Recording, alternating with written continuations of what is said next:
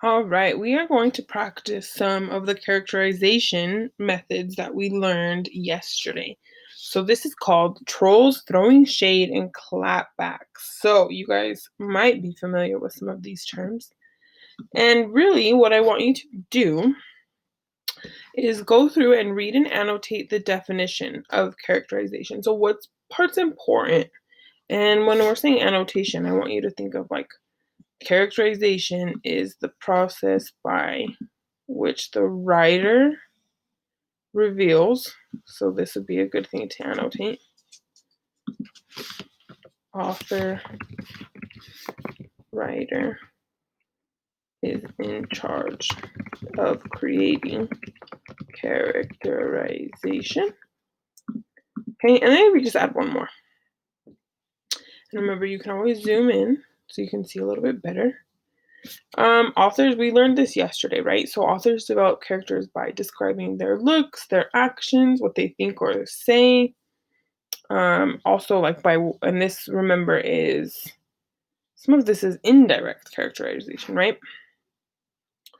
So to make characterization even more interesting, we're going to focus on the words and action of trolls, characters throwing shade, and some of the best clapbacks in literature. So here's our warm-up. How do the actions of the characters on the right, so the character on the right, work to help develop the character on the left? So this character looks mad. I want you to pay attention to the details. What do we see in her face? Look at the actions. What is he doing? Right? I want you to kind of think of, what is this picture telling us? What characterization do we see? And then we're going to come to slide 2, and you're going to read this poem. Okay, it's called Bound by Aline Murray Klein. Oh my goodness, I'm sorry, guys. Aline Murray Kilmer. Okay, and then I want you to identify the methods of characterization used by the poet.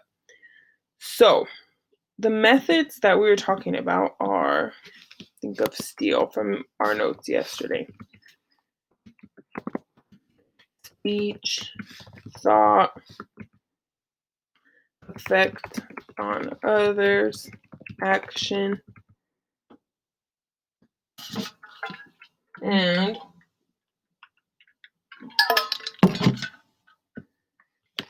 okay, and look. Okay, so these are the methods that I'm asking you to identify. So for example, if I had loved you soon, soon I had lost you. So here's an action, and I want you to go through and say, okay, action. Had I been kind, you had kissed me and gone your faithless way.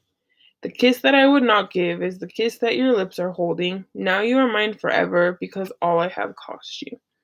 You think that you are free and have given over your sighing.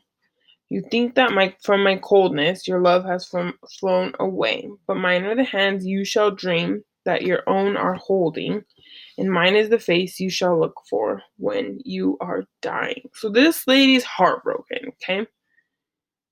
So I want you to think of that. But let's look through. So we have an action here. Had I been kind, here's another action.